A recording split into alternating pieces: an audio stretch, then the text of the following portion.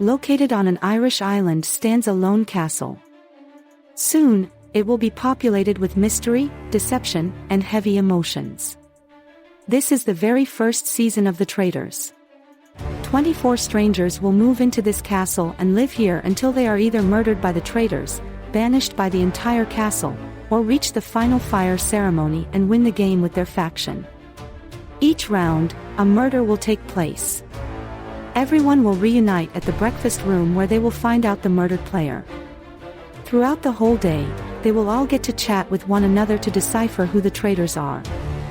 In the middle of the day, the whole castle will come together and decide who gets a shield, protected from murder. This gathering is called the Faithful Crown Ceremony. Sometimes, people will need to risk their vote if they want to have a chance at the shield. Your vote is really valuable in this game, because right before nighttime, a banishment will go down. Everyone with a vote will need to eliminate someone, and that person will reveal if they are a faithful or a traitor. Then, the moon will rise and the traitors will murder once again. With all of this out of the way, it's time for the new players to move into the castle.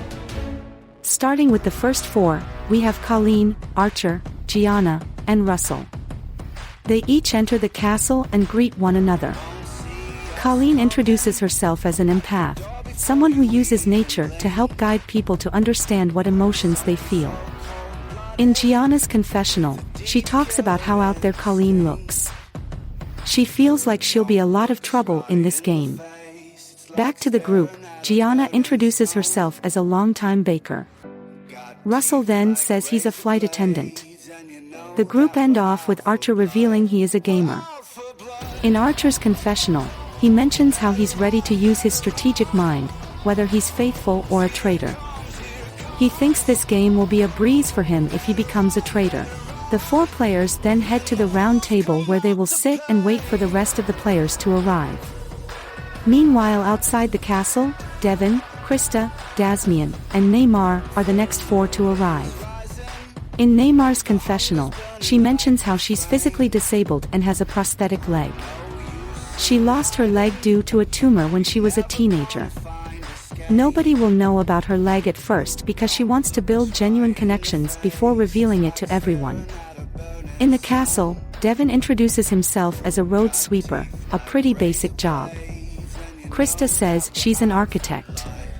In Devin's confessional, he calls Krista a hottie. But, Neymar caught his eye first. She's a perfect age for him anyway, just a few years younger than him, and he's 31. He's hoping to bond with her more in the castle.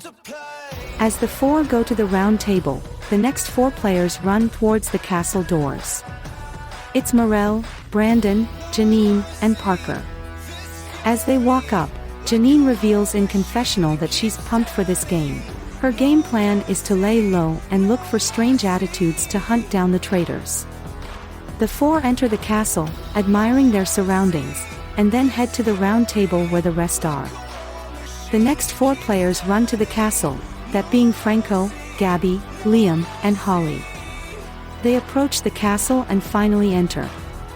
In confessional, Liam reveals that he's indigenous. He's proud to be representing his community and doesn't want to let them down.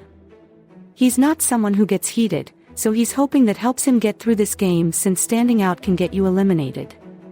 The four enter the round table room and sit down. The next group approach the castle, that being Theo, Mari, Sebastian, and Minnie Marie. They all enter the castle and hug each other, getting to know one another briefly. Sebastian reveals that he's a kennel worker, so he cares for animals. He also jokes that he will have the best hair in the castle, and the other three laugh. In confessional, Theo says that Sebastian doesn't have the best hair. He points at his own afro and says he has the best hair. He also reveals he's a banker, but he doesn't want to let the contestants know this since it might make people think he's intelligent. Instead, he wants to claim he's a single father to hopefully win some hearts. He doesn't actually have a child, but that's part of the fun. He does just that as the group chats, revealing he has a son named Destiny. They all find this sympathetic since Theo is a young father. The four of them head to the round table and sit down. The last 4 players run to the castle, being Peggy, Clara, Fee, and Winston. As they walk up the stairs, Peggy reveals in confessional that she's a diplomat, so she feels extremely prepared for what's to come. If she needs to get loud, she'll get loud. She will manipulate and make people feel comfortable around her, but she's going to be the puppet master in the shadows. The 4 enter the castle and then head to the round table where everyone else awaits them. With the 24 players now settled in, they are officially welcomed to the game, Traitors.